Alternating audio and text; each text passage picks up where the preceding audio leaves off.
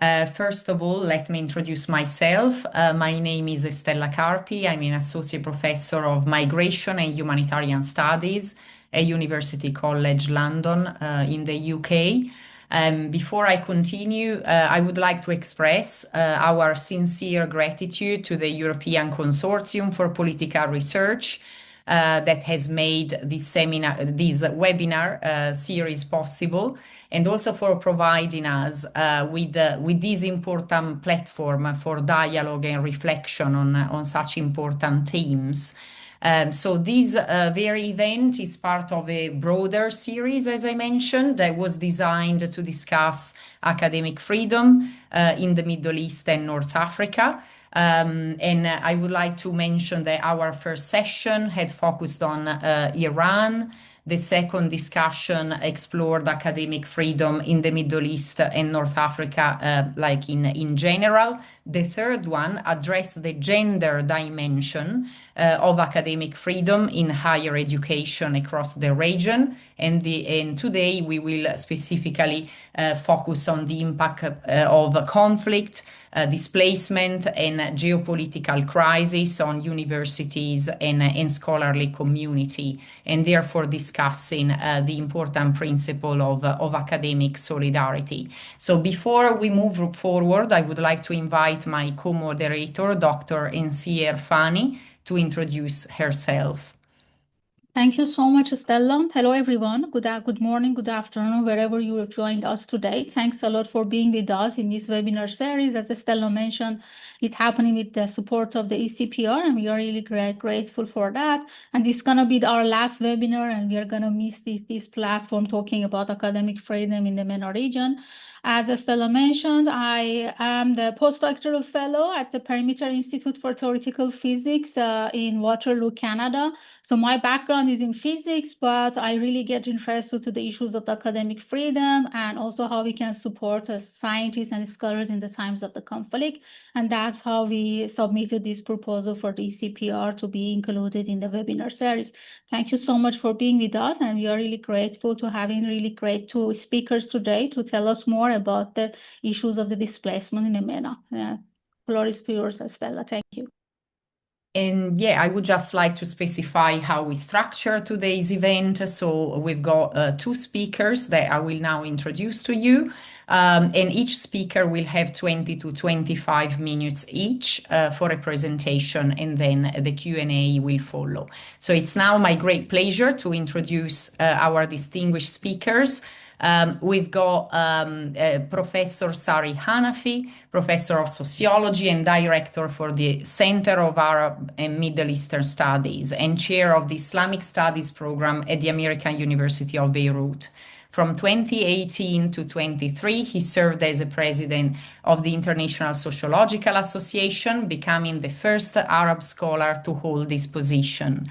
Sari earned his PhD in sociology from the École des Hautes Études en Sciences Sociales in 1994. His research focuses on the sociology of religion primarily, forced migration and Palestinian refugees, the politics of scientific research, civil society, and the decolonization of knowledge production.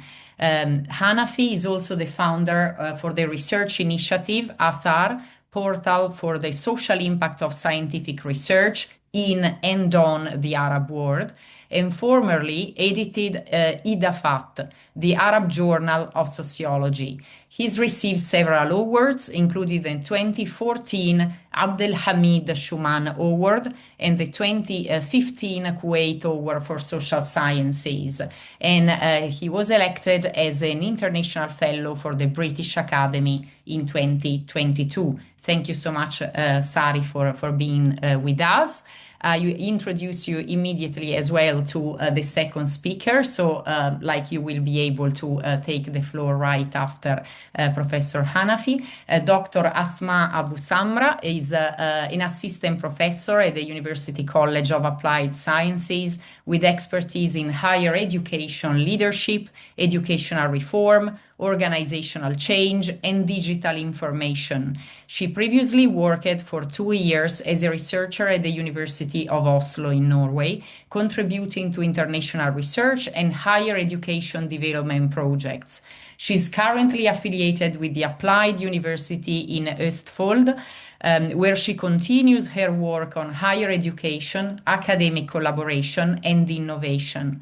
Her research focuses on resilient higher education systems, AI-driven leadership, e-learning policies, and the impact of conflict on education, with a particular attention to academic freedom, scholar displacement, and institutional resilience.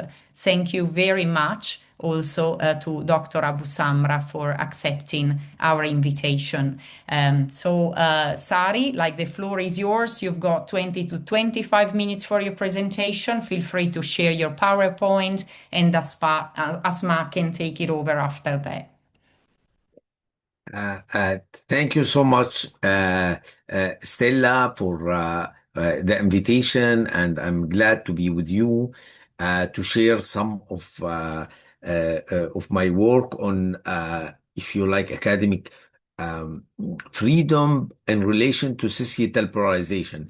I think there is so much commonality these days between it's a violation of academic freedom. It become like a global phenomenon which take different format. So I will be talking after my. I publish a chapter on academic freedom in my book Against Symbolic Liberalism, a plea for dialogical sociology. It was published last year, and also I was lucky that I was asked by a journal called Dialogues in Sociology to write an article where it received eight replies, and I replied to all these scholars who replied to this. This is how the journal function, if you like, with this dialogical tone. Um, so if you like, if you like, the backdrop of this violation of academic freedom is, I would say, the crisis of liberal democracies, and particularly how liberalism become illiberal, and why I call it nicely as symbolic liberalism, if you like. So much polarization in society and between different elite formation, but in our campuses and our social science, which suppose to make the debate in society reasonable, become more and more part of this polarization.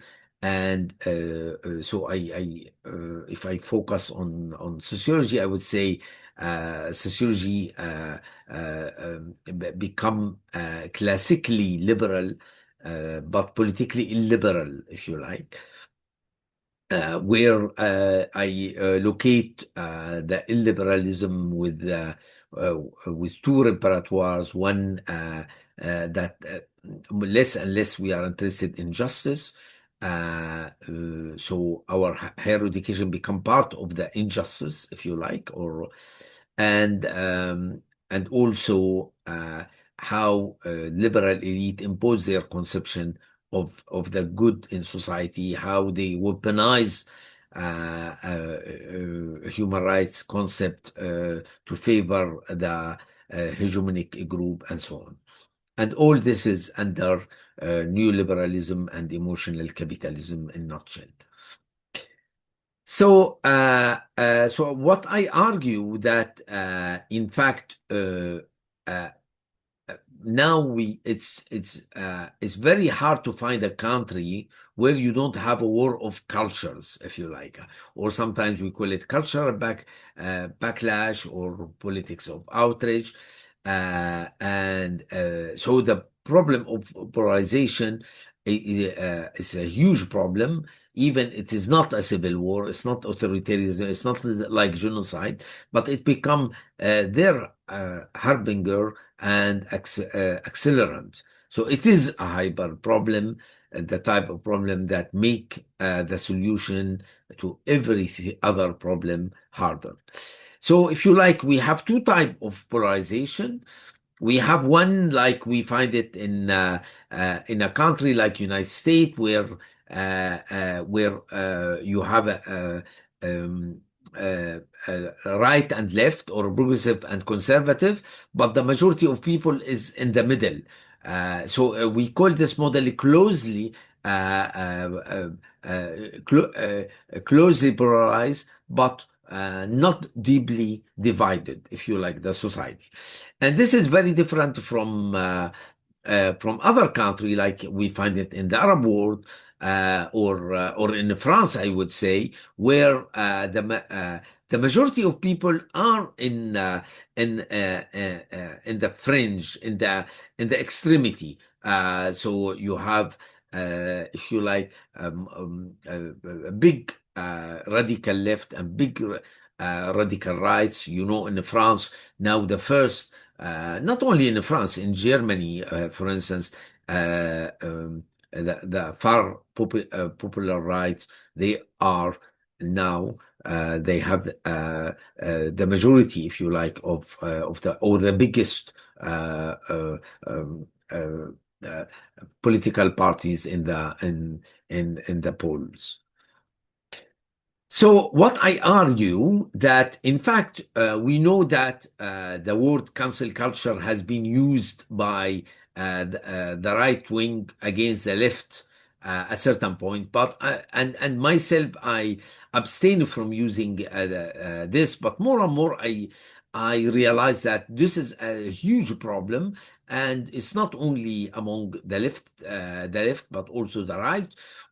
And I would say that it's really a real problem. And to be sure that we understand each other, let me define it after Harvard, if you like, letter on justice and open debate. Is an intolerance of opposing views, a vogue for public shaming and ostracism, and the tendency to dissolve complex policy issues in the blinding moral certainty. So again, as I said, this is denounce this cancel culture by people from the left, like Chomsky, like Salman Rushdie, like Margaret Atwood, and so on.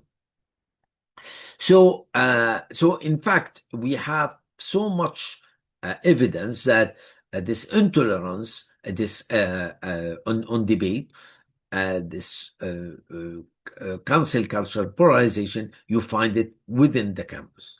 And if we take the work of Biba Norris, who show us the result of the World of Political Science survey in 2019, where we see a real manifestation of cancel culture among the attitude of political scientists worldwide. It was a worldwide survey. And of course, we don't understand this without commodification of higher education and how our students become client. We teacher in front of administration, the culture of safetyism. It's a real problem that we should make everyone happy. And this is why we need to provide our students with the trigger warning, and if you like, to say something that don't steer so much heat. And if you like, I use statistics from different organizations, but if I look to this FIRE Foundation for Individual Rights in United States and expression in United States, we see clearly that how if you like, around 150 professors only in 2023. They were targeted for their speech. Either they receive warning or investigation, suspension, or termination. Scholars, why? Because of either they have expression on hot button issues such as partisanship, gender, institutional policy, and so on. Also, there is a lot of suspension. For the first time, if you like, there is a heavy punishment that before we don't have it. I mean, of course, we may disagree, we may warn, but now it's more and more really is go to a radical solution. To understand better that, we need also to understand this under emotional capitalism, this psychologization of the world, how we psychologize harm and the trauma become everyone is traumatized by something, and nobody can touch the other. So and of course we have so much mushrooming of psychologizing literature on harm and trauma that mediate between free speech and inclusion. So there is more and more calling for restricting free speech and academic freedom by conjuring up harms and right violations. But yet, I mean, here harm and right violations for whom and for what? Just to show you this pathology of if you like, how the inclusion become also problematic. I mean, who is concluded and who is not. I will refer to the work of American philosopher and Coode, who became later on president of Portland State University. So she want to extend the harm and the right-based violation to a legal terrain. So I quote from her article, and you can imagine how this is have been understood in the context where people are protesting in American universities against the genocide on Gaza, and how a bunch of pro-colonial Israeli colonial students, how they for uncouth, how they have harassed. So I quote from her work: expressions that create a hostile environment oppose inclusion because those who are victims of this hostility are made to feel that they don't belong in the university. Trauma can be triggered by experiences that shatter our assumptions that the world is benevolent and meaningful, and that the self is worthy. Toxic and oppressive speech are harmful forms of speech because they shatter this assumption about the world and the self. So look to the vagueness of this concept, and this is how it will be used against those who will say free Palestine, while qualifying this, that it means that Palestine for everyone, if you like, for Jews, for Arab, for everyone. So, and this is very clearly, if we take the American context, there is a violation of First Amendment, if you like, where the famous case of Brandenburg versus Ohio make it clear that advocacy unlikely to produce concrete action should be protected, and not only advocacy likely to produce concrete action against a specific individual can be restricted. And of course, all the slogan against the genocide, against stopping selling arms to genocidal in Israel is not likely to produce a concrete action against anyone in United States, for instance.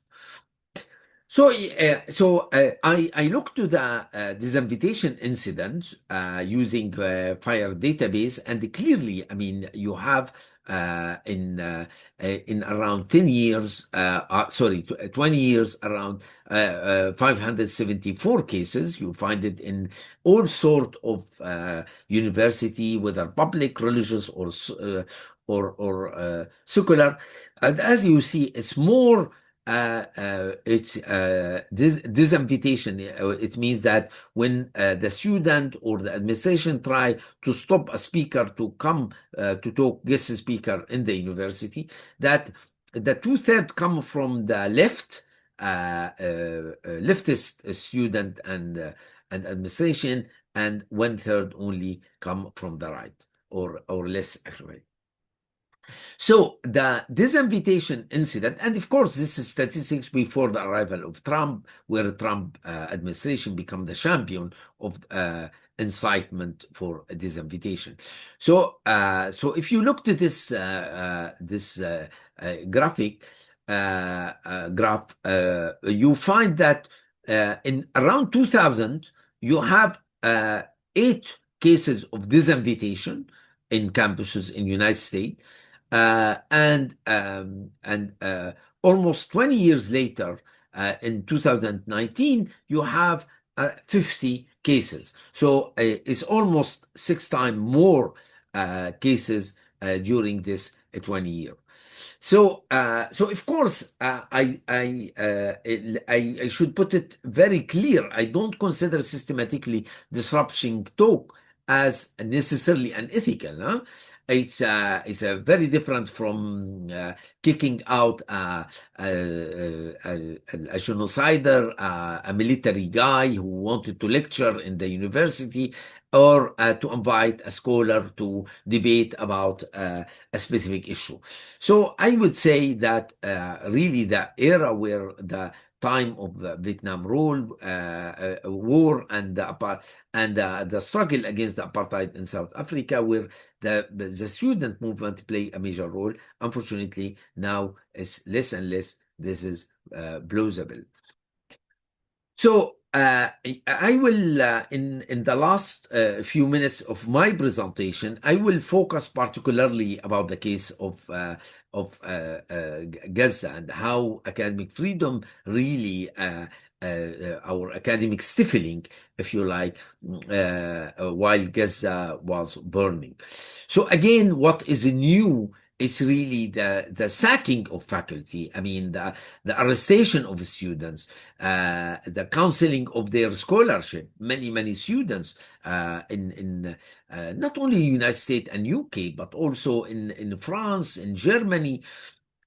In France alone, around 3,500 court case against so-called apology to terrorism. And my dear friend Francois Bourga was one of the victims of this. And unfortunately, the European Jewish Association won the case against him. It's not only he has a one year with suspension of prison, but also have to pay around $15,000 for this. I would say an association which weaponize anti-Semitism, and give this association more money to sue other people in Europe and beyond. If I take the work of Abdul Wahab Effendi, who is one of the founder of genocide studies, who tell us that now is more and more, the polarization is so big within this association of genocide studies, and between those who deny the Gaza genocide, and those who are in favor of supporting this. Despite, I would say, it's a very interesting that almost all the human rights organization, they consider the war on Gaza as a genocide, while academia is still very mild in talking about what happened in Gaza. So I will say that this academic stifling was possible because of five factors. So I will go through them because really they are very important, and it's interesting to have 1 or 2 minutes about my conclusion, because to say that how we will counter this without doing, if you like, academic stifling. So if you like, the first factors is the instrumentalization of anti-Semitism and the guilt washing. So first of all, I think the Holocaust memory remain very vivid, and I do understand that 7 October Hamas attack brought back some memories in a sincere manner. So, but if you like, and the anti-Semitism remain vivid, but if you like, where the weaponization happened is with the International Holocaust Remembrance Alliance definition, where 11 example, with 7 example, seven among 11 example focus on State of Israel, and it's very clear that they want this group, IHRA, to conflate anti-Semitism with anti-Zionism, as well as the criticism of the Israeli action and policy, like the BDS. And of course, thanks God, there is other reasonable scholars, I mean, particularly Jewish scholars, and some of them Israeli scholars, who did 2020 Jerusalem Declaration of Anti-Semitism, that show the fallacy of syllogism, like Nevi Gordon, a friend of mine, and the British Society for Middle Eastern Studies, they issue a report where clearly they criticize IHRA definition, which is not appropriate for academic setting. More scholar, a Turkish scholar, Azra Özürek, which published a book before 7 October about subcontractor of the guilt, how the German subcontracting the guilt to the migrant. They become the migrant who are anti-Semite, not them, if you like. Or another book of Andrew Port, how the German response to mass killings in Cambodia, Rwanda, and the Balkan, and he suggests that the Holocaust may have unwittingly desensitized Germans. The conviction that they had left their rabid racism and their forebears far behind them may have paradoxically allowed for the unabashed expression of a different form of racism. And we all know what happened to Adania Shibli, where Price has cancelled. Masha Garson, who was awarded a prestigious Hannah Arendt Prize for political thought, but then it was cancelled because she compared Gaza before 7 October to the Jewish ghettos of Nazi-occupied territories. By the way, today, if Hannah Arendt will be candidate for Hannah Arendt Prize, she will not get it. So, funnily enough. The second factors where really it is very important that and again, this is against the simplistic to say, should we use the word Zionism or not? I mean, should we denounce Zionism? I would say there is a transformation of Zionism, like any nationalist movement. I mean, I think they try to tell us that Zionists are like nationality akin to the Arabs, Mexican, French, and any criticism to this nationality is labeled as racist. But in fact, yes, Zionism is primarily a nationalist, like Arab nationalists or etc. But and it can be emancipatory, it can be colonial, can be oppressive, etc. But it's clear that the Zionism, particularly since 1948, I would say it become colonial and transform not only into religious forces where Ben Gvir and Smotrich represent them clearly today in the Israeli government, but I would say how liberal came to violate liberalism itself and turn it into a symbolic liberalism is exactly like I talk about symbolic liberalism, I talk about symbolic Zionism. And again, it's if I take the work of a fantastic scholar, Muhammad Fadil, an Canadian Egyptian jurist, he argued that the Zionists today they believe that for them they look to the situation as following: a recognition that Palestinians are victims of something, but that their victimhood demands only a human response, not a legal response, in line with a general liberal principle of justice.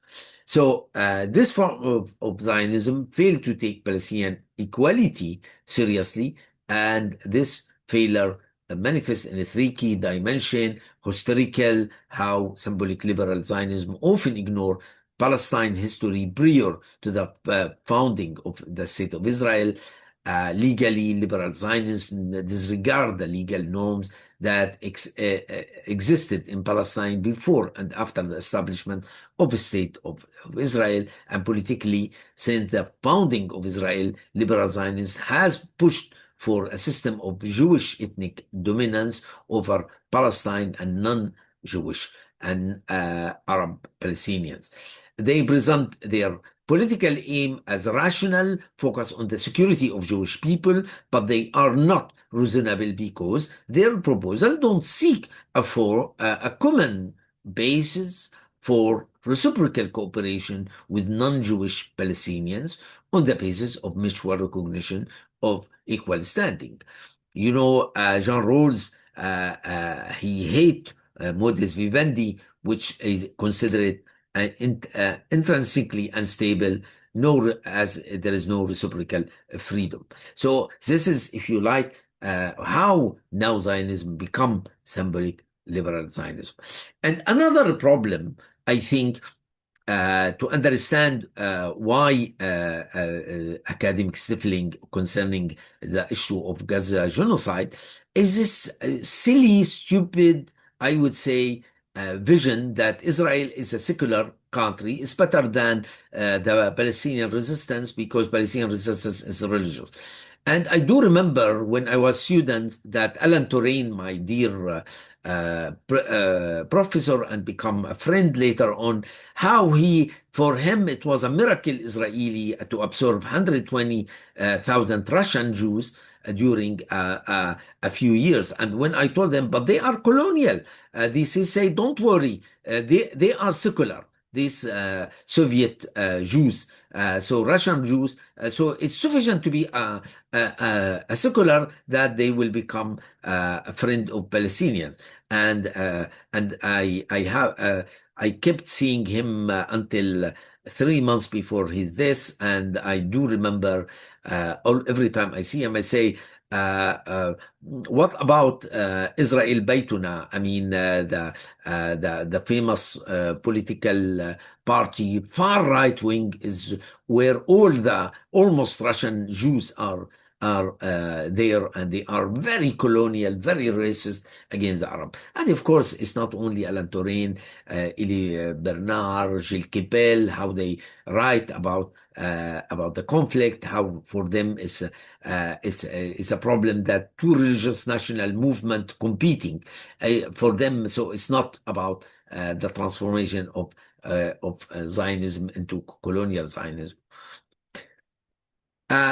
We again, I should not dwell so much to talk about the Islamophobia and how Islamophobia, I think, is responsible for the convergence of the right, of the right and the left, the liberal, and in being supportive of Israel. It become the enemy of my enemy is my friend. Even the historical far right wing anti-Semitic political party like Jean-Marie, like National Front in France, become the most harder supporter of Israel. So, last factors, of course, there is the Euro-American colonial legacy, and I think they don't give a damn that 25,000 kids in Gaza they die. They don't give a damn about around 20,000 women killed by the Israeli.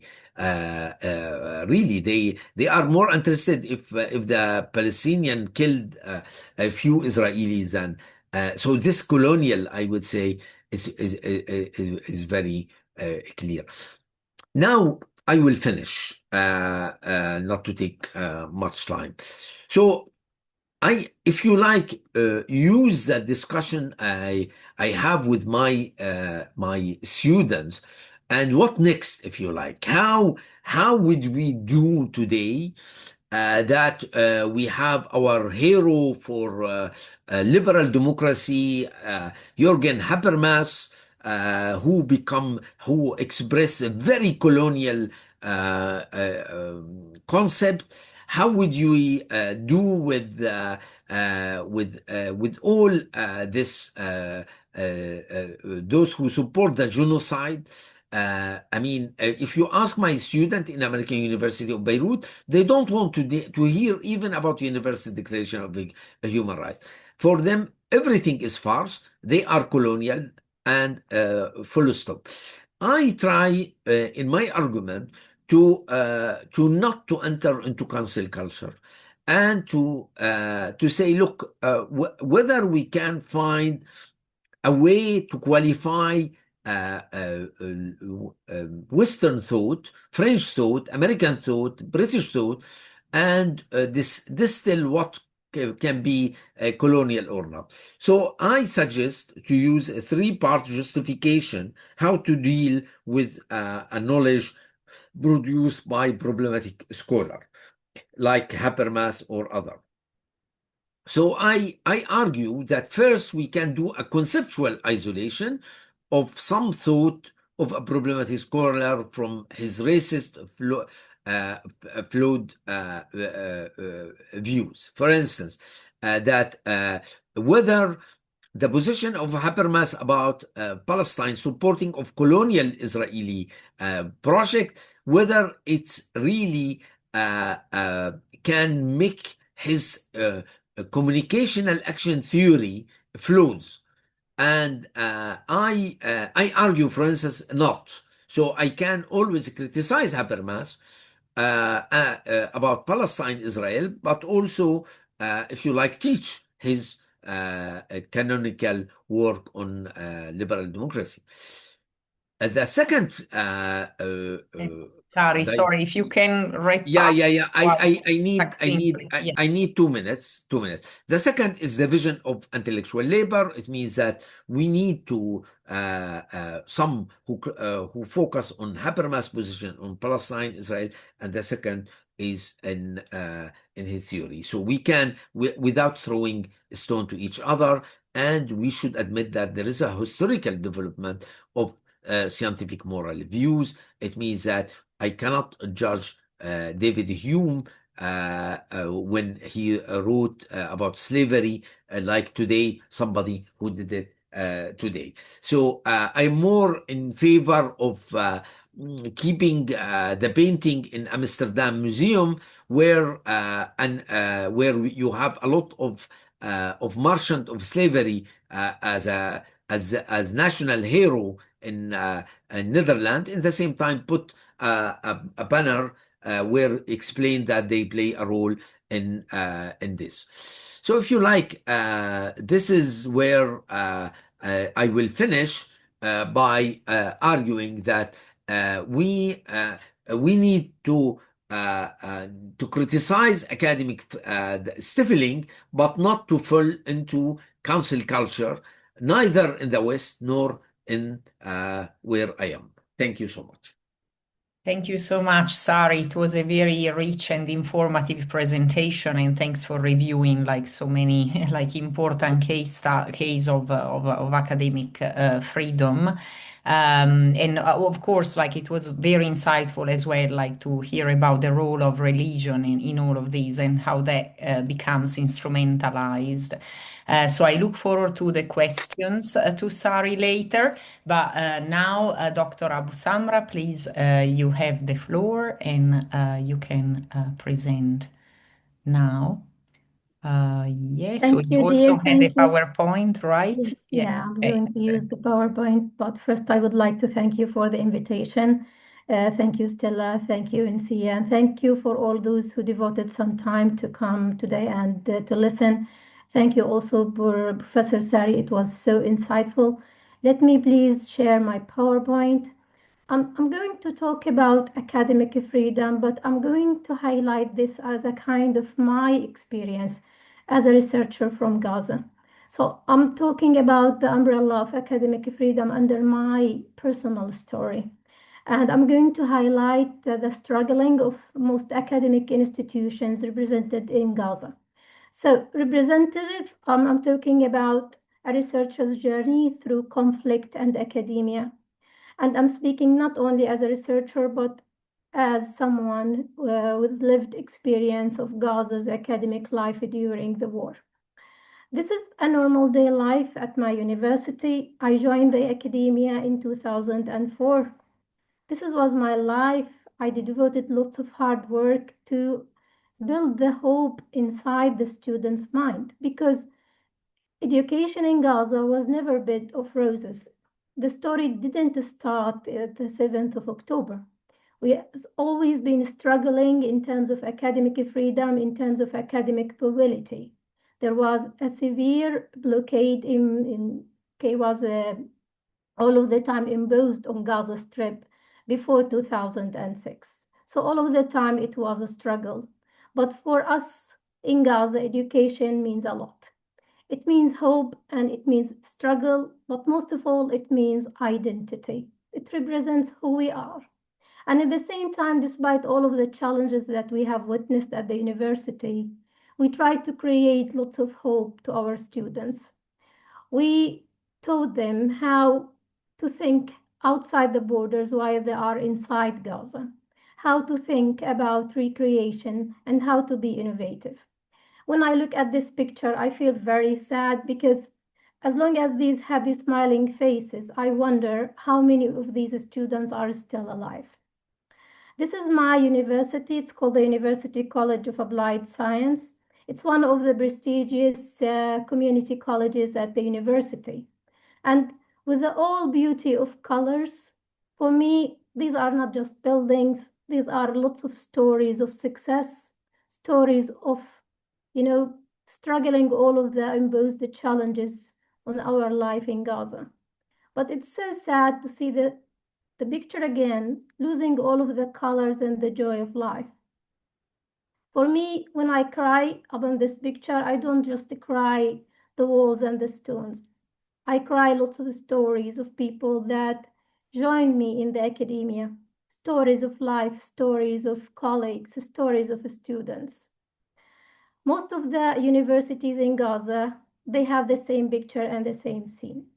Most of the universities in Gaza were leveled to the ground as one of the university. And me, myself, found myself in one day have to move and witness a different kind of displacement or different kind of refugee, as I told lots of my friends here, that I have to move from my home to seek for a shelter under uncertainty and under bombing. This is me again, but inside a tent. And this is my small, humble place inside one of the classroom. We were seeking shelter in different places.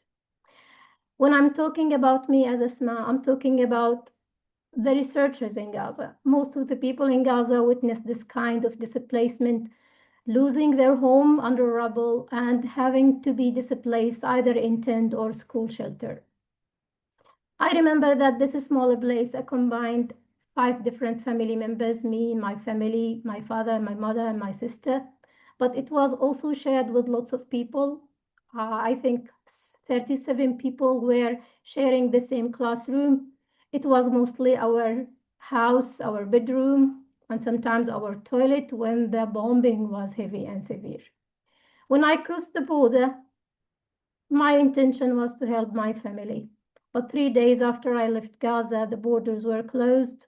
So I felt I am imprisoned in the outside world while my family is still free in Gaza.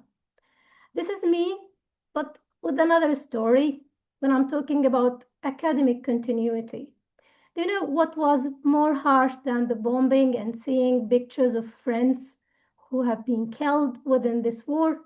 Is not be able to be myself again as a researcher, not being able to open my laptop and create what I have been working through my entire life in terms of researching and being productive, or at least being human. And this is one of my students coming to me seeking for help and supervision. It was harsh. Okay, since the start of the war, we didn't have electricity. We couldn't recharge our equipment. I remember that I didn't save my clothes or my personal belongings, but I only saved my laptop. And it was harsh for me not to being able to operate it. But do you know what? Sometimes it has been a privilege for me not to have an internet signal, because once I have an internet signal, I will be encountered to a memorable face for a recognizable person I know, and under the picture, it's called killed with the entire family. It was one of the worst scenarios that I have witnessed. I am trying not to be emotional, but do you know, while I was in this place, I published a research in the Journal of Higher Education Theory and Practice. I felt like engagement in research will help a lot, and talking about it will be something very useful at this stage of the war. And I published this piece of articles called Brain Drain or Brain Circulation, and I was discussing the status of displaced academic staff members working at higher education institutions. And do you know, most of the colleagues, I mean researchers working under the umbrella of higher education in Gaza, they were facing severe challenges related to their work. And these were some of the results that I gained at the early stage of the war. I mean, the 7 months at the beginning of the invasion. Most of the academic staff, they were declaring that they have personal safety concerns, psychological impacts, they have communication barriers, environmental instability, economic hardships, as well as basic necessities, shortage, and as well as employment insecurity and mobility restrictions. I remember that day after day that I have to work and to walk like 3 hours just to find a piece of bread or food. And even if I have to secure these kind of food, I would all of the time, prefer to give it to my old parents. So I remember that staying like 2 or 3 days without food. And I remember when once I started writing about this piece of article that I received lots of, pieces of advice from my colleagues that you shouldn't do that, because most of the academic personnel and colleagues that I know who talked about it or published about it on Facebook, on Instagram, or whatever, they were being killed deliberately with the entire family. And was so sad, but in the same time, I felt like it's very necessarily to put like a seed to make people think about what is going on in Gaza. And again, it's something unprecedented, so prevailing uncertainty and erosion of trust, necessity for higher education reform, education discontinuity and de-development, and brain drain and intellectual power. Because most of the people were thinking at this stage of leaving Gaza because they want to secure their family members. Again, this part encouraged me to create more and more and search more about scholasticide. And as Professor Sari said, I remember that I encountered lots of, threatening that I shouldn't use the word genocide, scholasticide, because again, this is not what's going on in Gaza. But I am there, I witnessed the reality and what happened in Gaza in terms of, wiping the intellectual knowledge was severe. And I'm quoting here one of the surveys. This was published by Euromed Human Rights Monitor. And the scary numbers that we have here on the screen, it highlights that no one fully survived the 2 years of genocide in Gaza. And I'm talking today while the ceasefire, which should be like a ceasefire in Gaza, but still there's bombing every day. Every day I feel insecure about my family's, safety. And the scary numbers about 30% of the casualties of children, 20% of the casualties of women, and we are talking about 173,000 injured. And again, this number were based upon this publication last December. So it's not that updated because the killing and the barbaric invasion is still there in Gaza. But I'm stopping here about the academic institutions because 80% of the buildings in Gaza have been destroyed and damaged. 90%, 95% of schools and universities have been destroyed or damaged. And this also highlights that more like 800 teachers were killed, 200 academics and university professors were killed. These scary numbers will lead me to talk about Gaza higher education landscape. And when I'm talking about it, I'm just going to give a small hint about academic institutions in Gaza. So we have Gaza Strip and we have the West Bank. And mainly we have in Gaza like more than 17 universities. And before the starting of the war, we had 90,000 students enrolled within these universities. And you can understand that the systematic destruction during the war, all of the 17 universities in Gaza were wiped to the ground. This is the normal scene that you can find now in Gaza. And the scary part is the destruction of the intellectual power because most of the academics and scientists were killed in Gaza. And I'm mentioning the president of my university, Dr. Said Zibda, was killed with all of his family members at the early stages of the war. And all of these names are academic intellectuals, and most of them are university presidents or working under the umbrella as a researcher. And that's why most of the people in Gaza, to a certain degree, we were questioning about academic freedom and talking about what's going on. Because targeting or the deliberate targeting of higher education institutions, it was a clear message of killing the hope because they understand that education for Gazans, for Palestinians means more than food and drink. It's more about identity. It's more about resistance. So I'm describing the daily life of a researcher at that time and now in Gaza. And here I'm quoting a picture of one of the prestigious professors in physics at the Islamic University of Gaza. And he's rushing with bottles just to stand in a queue for hours just to secure the drinking water for his family.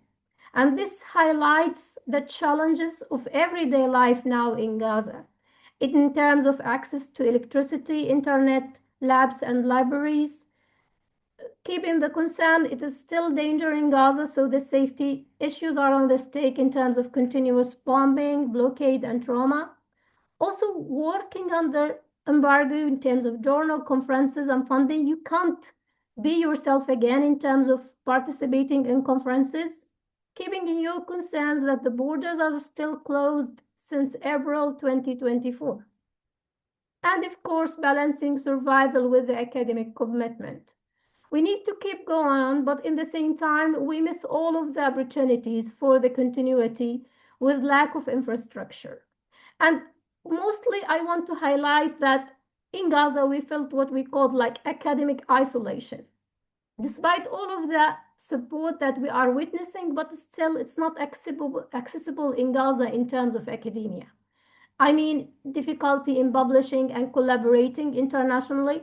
Now, I remember when we when we have some kinds of international projects and when the war started, some of the partners withdraw their partnership. For example, they said, this is danger, we cannot continue with you, but they forgot that we need to make a sense of academic continuity, and at the same time, what is the response of the academic universities when in terms something highlights the continuity of education? I'm also talking about barriers to mobility. Again, people cannot just travel outside Gaza. And above all, we can talk about psychological tolls of constant, uncertainty. And you can imagine that the psychological issue is always on the stake. I'm not talking about a certain category of people. We are talking about all of the categories in general in Gaza.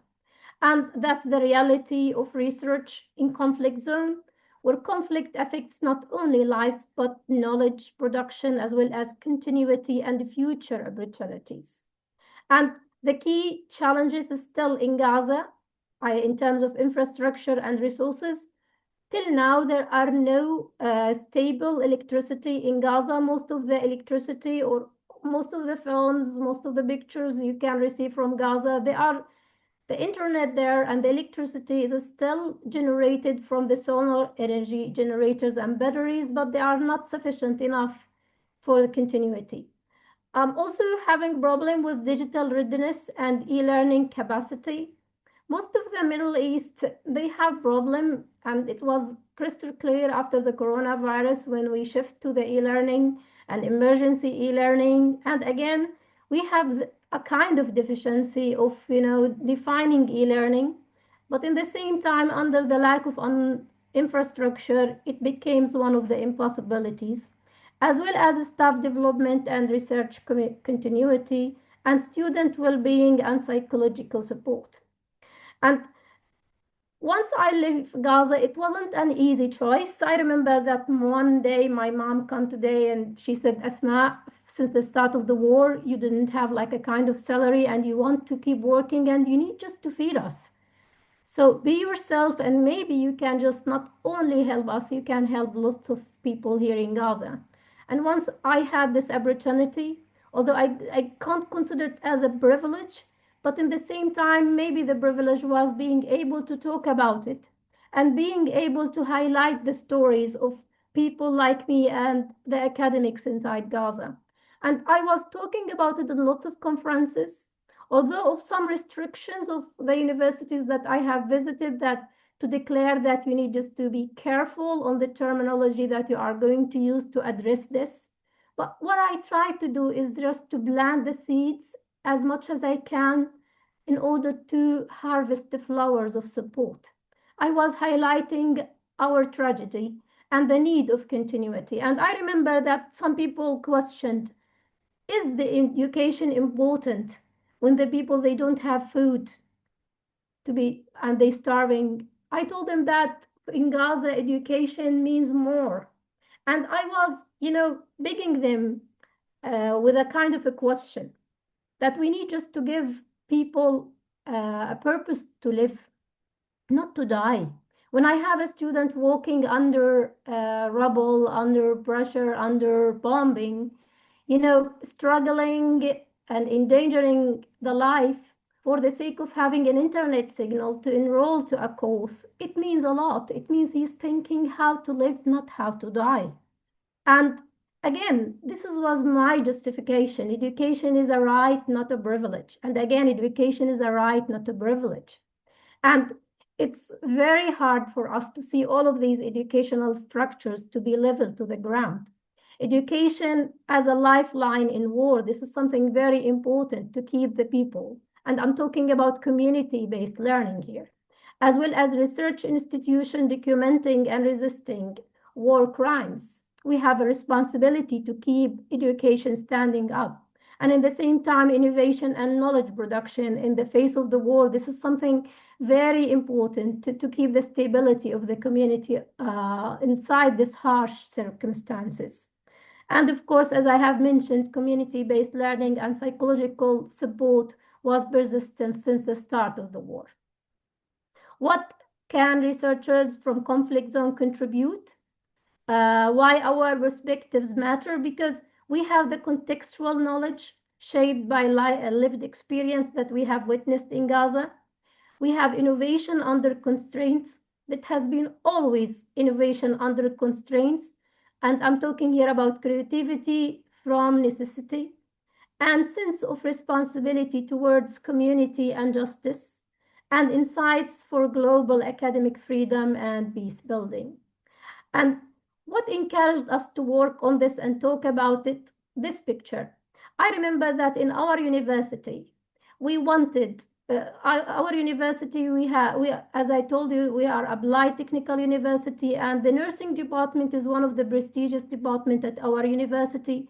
And under the lack of lots of people who were killed who are working under the medical institutions and hospitals, we needed lots of nurses.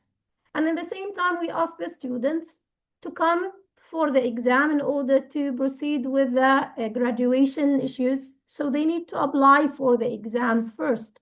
And I remember when we called them to come for the exam, we expected that no one will come under this harsh situation, endangering themselves under bombing. But they came and they applied for the exam. And they gave us more hope and more, courage to work more to stabilize the education under the instability. And again, it was unhuman for these students just to sit down on the ground to apply for the exams, where the education is a natural right. But in the same time, it gives us more and more and more courage to work for them.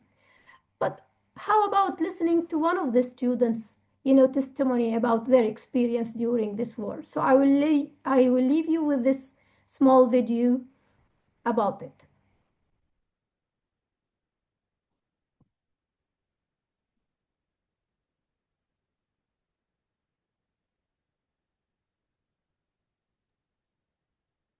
Asma, the voice is not أنا طالبة functioning طالبات again. البكالوريوس بدرس No, it's تجارة okay. ومكاتب. انقطعنا سنة كاملة عن التعليم. رجع التعليم Asma, رجع بصعوبة كثيرة، رجع بمعاناة Asma, كبيرة. sorry, because we can't see the video. Maybe you stop sharing your screen. No, I'm still sharing the screen. But Estella, I can see it. Maybe it's the problem of your screen. But okay. we I can see see the it video. well. We Okay. see the So we video. see the Okay, video so and the voice. Everything is going sorry, on. that's just me then. Interesting. It's okay.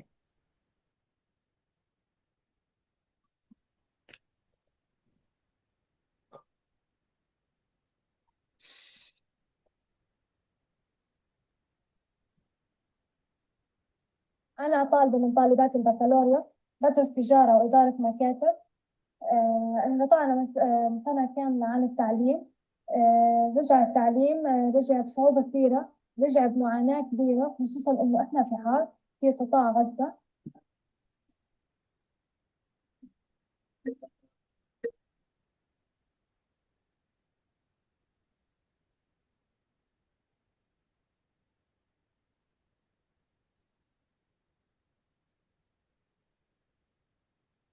ما في كهرباء ولا إنترنت.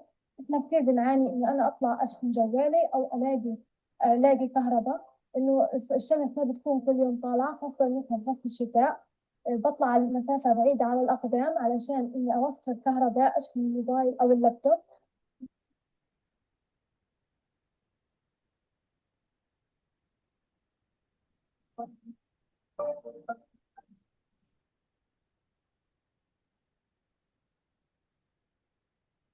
أحاول إني أتبع بشكل يومي محاضراتي، ما في مجال كتير، خاصة إنه إحنا بنطلع في حر الشمس أو إحنا بنطلع في منخفضات تحت المطر، نمشي مسافة كبيرة على الأقدام.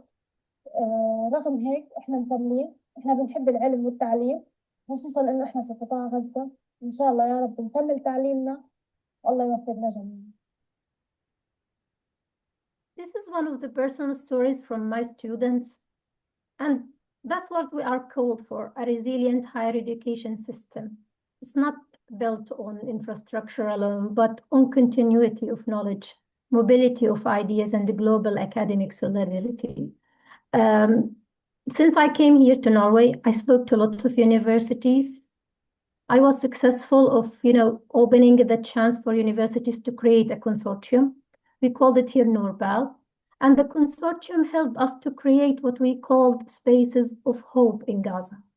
What are spaces of hope? Are places to enable us to proceed and pursue education. Some of these educations are buildings, some of them, although they are very limited in number, some of them are tents, but it's something to make a sense, as they are called spaces of hope, to give the hope for these students to proceed life amid the uncertainty. And that's why I keep talking to the universities. We need to center the Palestinian researchers and knowledge producers, give voice to Palestinian academics and scientists and professionals who have first-hand and experience of the destruction. Also feature Palestinian-led research and testimonies rather than relying solely on Western institutions or international organizations' overview, as well as report the war on knowledge and education. Most of the time I keep talking about it because we need to frame attacks on universities and school and research centers as intellectual genocide, not just intellectual damage. Use data also to visualize and mapping to show the deliberate targeting of educational infrastructure, as well as highlight how the killing of academics, students, and researchers is part of a broader effort to eliminate Palestinian intellectual leadership. I'm talking about the education in general. I'm very sad about the future of children. Looking at my nieces and nephews in Gaza for the third year, they are deprived from their right to go to schools and to play and to live the normal life as their counterparts' children. And we need also to shed lights about what's going on about forced displacement and starvation as a weapon of war. I think, and I encourage lots of researchers to work on this. Also, we need to highlight about research about targeting of medical and educational professionals, also suppression of Palestinian narratives and knowledge destruction, and the status, within the ceasefire, which I called it false ceasefire so far. And also to use the science and public health to document war crimes and cover the humanitarian crisis through medical and scientific lenses, focusing on public health catastrophe as well as environmental destruction, trauma and mental health, and use peer-reviewed studies and on-the-ground research to counter Israeli and Western narratives that downplay the crisis, unfortunately, and advocate for the future of science in Gaza. We need to cover efforts to rebuild higher education and research in Gaza despite the destruction. Also highlight Palestinian diaspora scholars who are working on post-war solutions and push international universities, funding agencies, and governments to support emergency academic relief programs for displaced Palestinian scholars and students. And to say it, I don't want the tents to be the new normal of Palestine and in Gaza. And don't stop talking about Gaza. I keep inviting lots of international conferences to talk about Palestine and raising awareness and gathering creative solutions. And when I'm talking about creative solutions, because what has never been a problem in Gaza, now it's a problem. Do you remember in our universities, we used to send students for internship at firms and companies to cover their graduation requirement? Now we have none. We don't have companies. We don't have buildings. We don't have places for students to do the training. I remember I visited universities in Germany in order to help us. And some of the universities, they suggested that we can rely on virtual realities and other stuff. But come on, we don't have these, digital infrastructure in Gaza that can support this. So again, talking about creative solutions, talking about to create more and more spaces of hope in Gaza. And again, I don't want the tents to be the new normal, but we need to cover Gaza with these spaces of hope, because you can't expect the students to walk like 3 or 4 hours under danger just to have an internet signal. And again, there is no infrastructure, so there are no streets, no cars. So they have to walk and walking is the only chance for them just to go to an internet place to secure their education or download their educational materials. So I hope to create as much as we can of these spaces of hope. The aim is to reach the students, not to make the students reach us.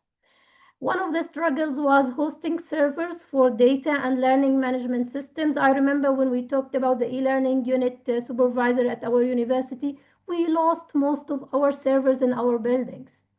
And we took some time of, adopting and, reserving lots of new servers. But I think deeply more in terms of, academic leadership. I'm talking about this restored knowledge. We are not talking about one day of creating a material. We are talking about accumulated knowledge. And this is so sad that we need to create this. And that's why we invited lots of universities to secure and to help and lending us some of their academic courses as well as intellectual support in terms of teaching, because we lost lots of teachers during this war. Also, I called for open shared resources for students and academic staff to secure. It can't be like a replacement for academic mobility, but again, it can something that can ease the burden and mitigate the suffering of the academics and students there. And of course, helping the Palestinian to make joint research collaboration on crisis-specific topics, as well as focusing on the impact of conflict on civil society and human security in Gaza in terms of assessing the conflict effects on civilian population, focusing on human security, social cohesion, as well as the resilience of civil society, and conducting surveys and interviews to gather data on healthcare, education, and community networks in conflict settings, and analyzing how these factors either exacerbate or mitigate violence with particular attention to community-based resilience. Why is this important? And again, I have been encountered with this question a lot, because again, it's not stable there. It didn't end with a ceasefire. Still people in Gaza suffering from starvation. Not all of kinds of food are entering Gaza. I mean, basic kind of food like milk and eggs. Families are still living under stable situation. Displacement is persisting, and in the same time, bombing is everywhere. There is no cooking gas, so we are just back to the stone primitive age. And most of the people, they need to pursue their normal life. We are talking about being a human and having your natural needs as a human being and privacy. Most of the people and lots of conferences that I was talking about, we were talking about women needs during this war. Most of the men were engaged of securing food, but we also encountered with women. They lost all of the breadwinner. They became the only supporter under, harsh traditional, circumstances, and at the same time, the loss of a privacy and the sense of normal life. But amid all of this adversity, we will encounter smiley faces in Gaza because we love life. This is the last picture was taken from me and the people where we were seeking displacement at this school. I remember that this school has more than 700 people, including women, children, and men. And this was the last picture taking. So I'm thinking about these women now after the invasion of Rafah. Some of them were killed.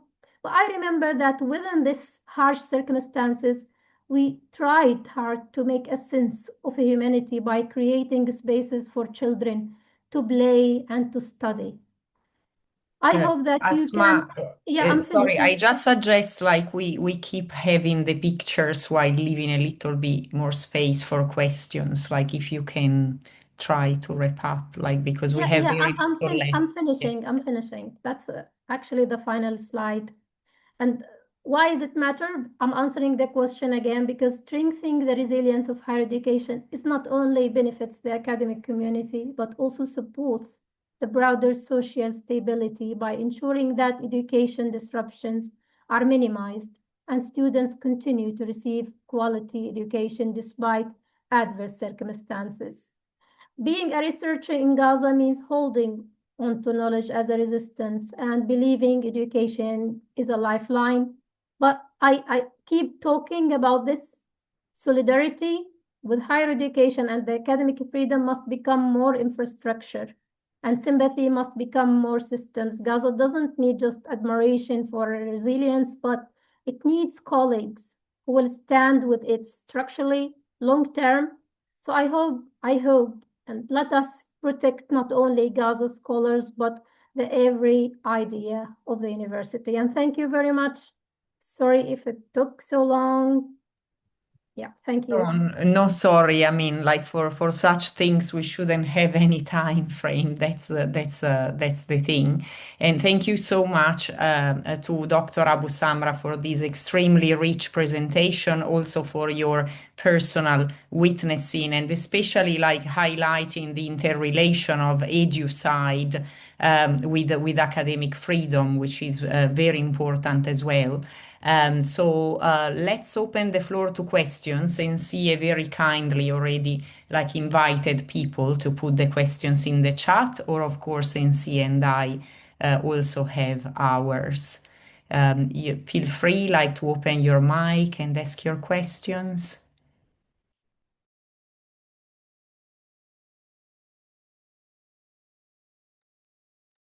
Otherwise, like I would ask one myself. So yeah, I take advantage of my role. So like it's a question to both of you. So you both like differently mention temporality, like implicitly or explicitly, like the temporality in which all of these happens and how we can address these, and the importance of continuity as well. Like that's what emerged in both presentations. So I was really wondering, I mean, how can we move from these ad hoc emergency responses that can even be like setting up scholarship schemes for displaced scholars that we often discussed in this space, to develop something more sustainable, like as forms of institutional solidarity? I mean, how can we really make that move time-wise from the temporary, the ad hoc dimension of support to something really like radically changing the education and working on something more sustainable, supporting academic freedom and colleagues worldwide? Sure. Asma, should you start? Because this is really about solidarity, and I compliment what you want to say. Yes, I can start. Thank you, Professor Sari. Maybe I would like to say that why not the education systems like have immunity worldwide? When I decided to be a researcher, my aim was to secure people, to mitigate their suffering, not to make other people bombed somewhere else in this world. So I think that most of the academic institutions, they have like a responsibility of, securing each other. And I'm in a process of making like this kind of article, like the butterfly effects, that when one of the education is destroyed or damaged, it will be affecting other institutions one day. And in the same time, we need to make like a sense of protocol of securing the researchers, maintaining academic freedom, and in the same time securing their mobility. And I remember that whenever I post about universities, academic freedom on LinkedIn, I receive lots of harsh, threatening.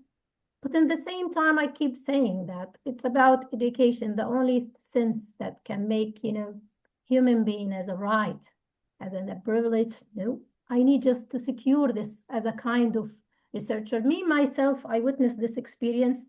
So I have the privilege now to be in Norway to continue my research, but I'm thinking of all of the researchers who are suffering under the same circumstances, what they actually need. And I remember that most of the universities were supporting Palestinian higher education. I'm not specifying it's to Palestine. I'm talking about education under crisis, but it's not maintained under stable umbrella. It's not it doesn't have like a stable framework for securing higher education. And that's why I also, called for strategic planning for higher education in terms of a crisis and in terms of, war zones. They need just to have like a certain protocols for securing these researchers as well as these higher education institutions. Higher education shouldn't be bombed, shouldn't be used an excuse for killing people as well. Um, can I continue from where Dr. Asma stopped? Well, I would say still a point about the institutional solidarity is extremely important.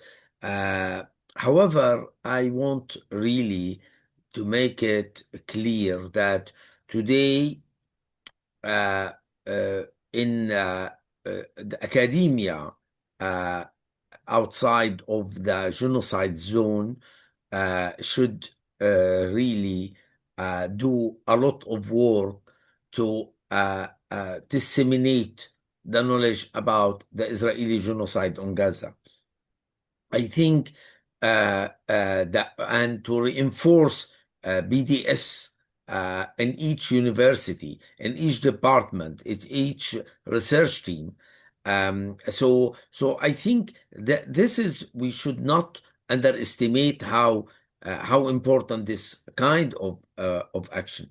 I think we for the first time again the humanity has graphically broadcast genocide, and the denial is still there.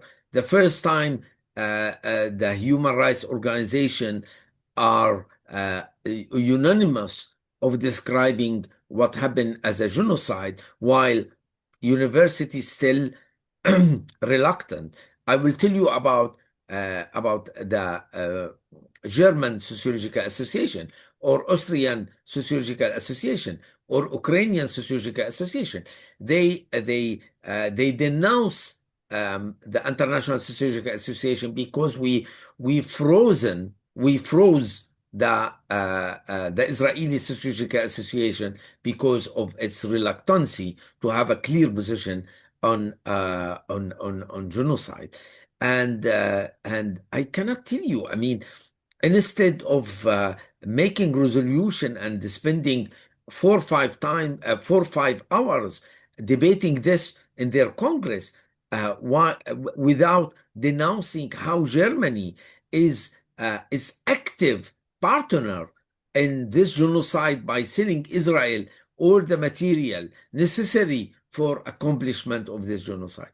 This is where we live. UK the same thing, France the same thing, Italy the same thing, despite amazing solidarity group, solidarity movement in a country like Italy. So I think we need not to underestimate how much this is important, and in the same time, of course, and institutional solidarity. I mean, how to bring students to our university faculty and so on is very important.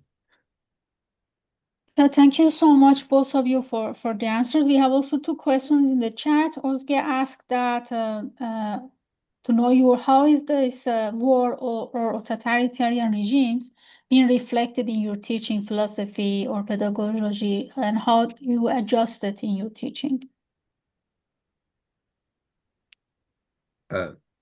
Asma, would you like to start? Yeah. Yeah, I can start. Yeah.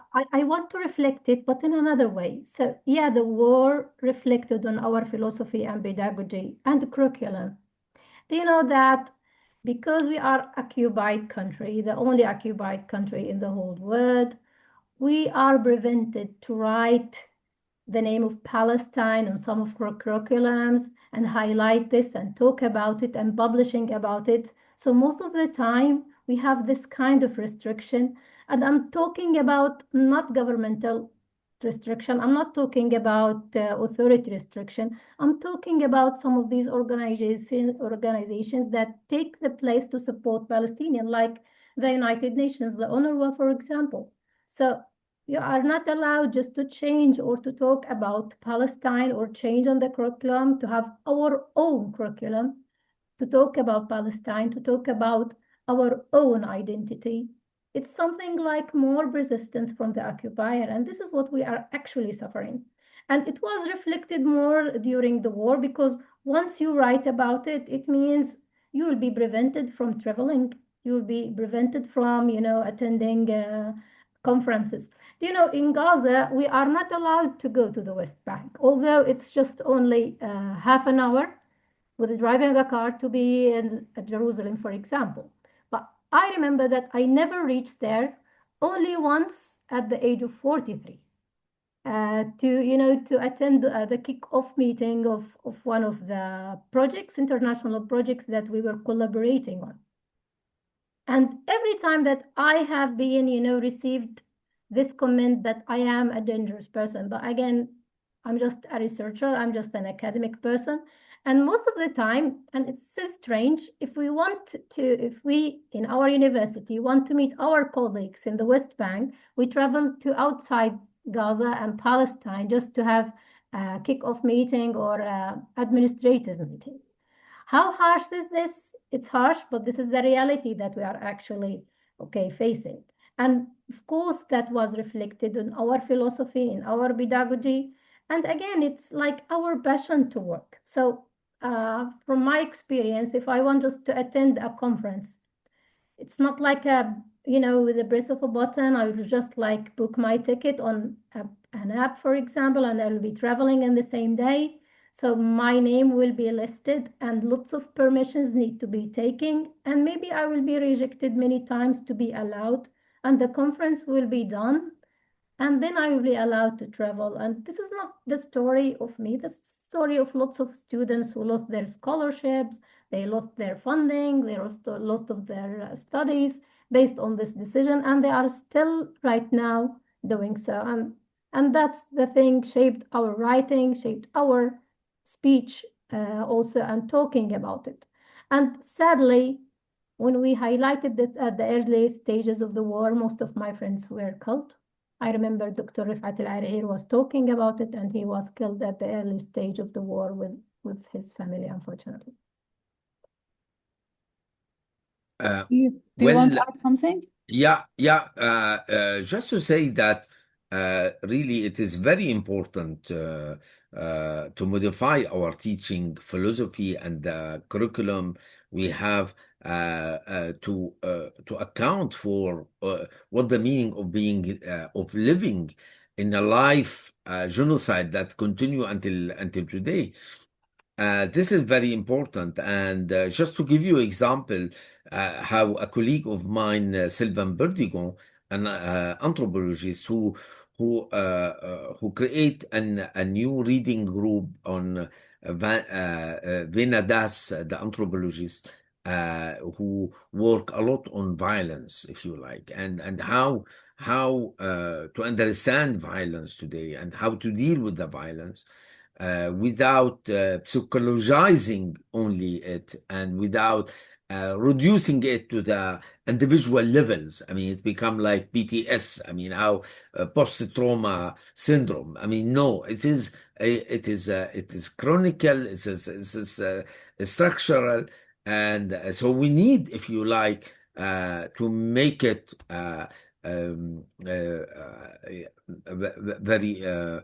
If you like, to make it to modify, I mean, to be proactive on this. And again, I think the most important issue today is how to accommodate our colleague students and faculty coming from Gaza, and to be indulgent, to work with them if we feel that they have insufficient level on a specific issue and language issue. And I think this is also very important in our teaching philosophy, to make it more flexible for cases. And I would say about Gaza, but about the South of Lebanon. I mean, Lebanese and south of Lebanon. I mean, they were completely disturbed by this the experience and how we faculty can deal with this. Yeah. So. Thank you so much. Although we are over time, but let's give a chance to the last question by Ashley that he has been asked. How has your experience been with the diaspora, and how would you recommend that the support schemes are carried out in a sustainable manner? Yeah, I would say that I keep saying this because this is part of my experience. Neither staying in Gaza is a bravery, nor leaving Gaza is a survival. We are stuck in the silence.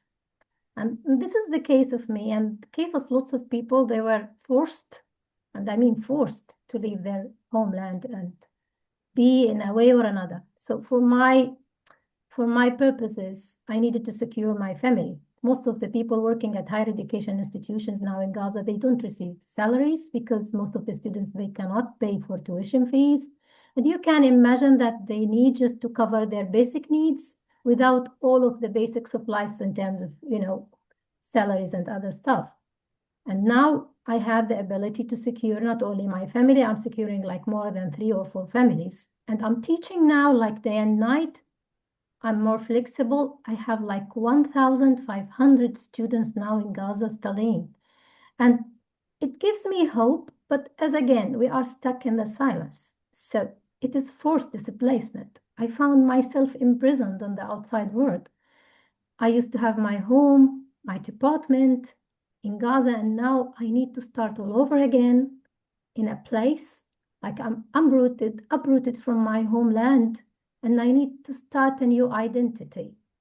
And I didn't choose to do that. I was forced.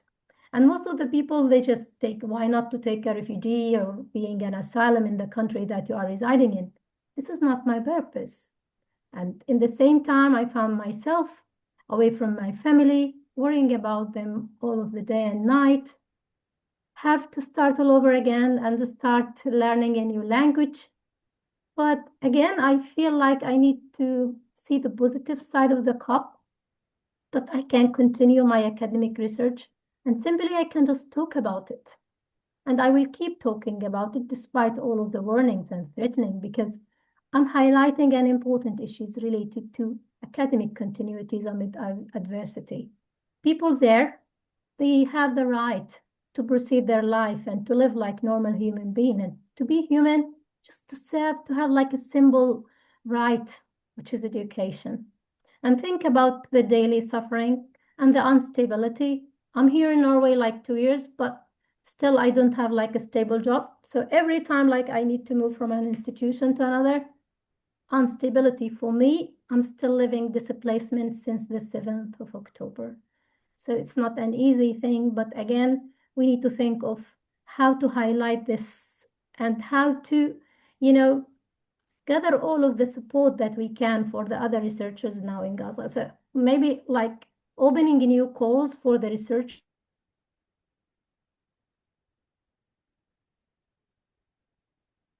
their research work in Gaza. I keep saying to lots of institutions now, if you just, support research, this means that you will cover their needs instead of for example, standing in a queue for 3 or 4 hours. You can just simply support the researchers to secure his daily life needs and necessities to enable him to be a human and to be a researcher. Thank you so much, Asmaa. Do you want to add something, Sari? Or? No. This is for Palestinian, for Gazayan diaspora. So it concerns Dr. Asmaa, not me. I am Palestinian from the diaspora, but I mean, it's out of context. Thank you so much, everyone. Thanks a lot, Asmaa and Sari, for being with us today and sharing your experiences. That was really, really sad from the perspective that we are seeing that I should also emphasize that unfortunately in the support of the at-risk scholars, in the support of the people that they become displaced and the support of the higher education in conflict conditions, there is also dual standards, and we also see that. the same war happenings all around the world, but unfortunately the support that people are receiving to survive first as a human being and second as a researcher is not really equally distributed all around the world. And unfortunately, we also have it in that critical situation. Thanks a lot for being with us. It was really a great pleasure to have these 4 webinars devoted on academic freedom in the MENA region. And we really hope that there will be some organizations to have more support and solidarity with the researchers in this region, that they, even before the war and before all these conflicts, they are always decoupled from the scientific community because of many reasons like sanctions or many restrictions, not having the mobility right and all this stuff. And I really hope that they consider that one as a human rights issue, not just higher education, which is the right also of everyone. Thanks a lot for being with us. Have a good rest of the day, and we hope that in future we hear less about these conflicts and of course more support for the people that they're facing such kind of the problems in their life. Thank you so much. Thank you. Pleasure. Bye-bye. Bye-bye. Thank you.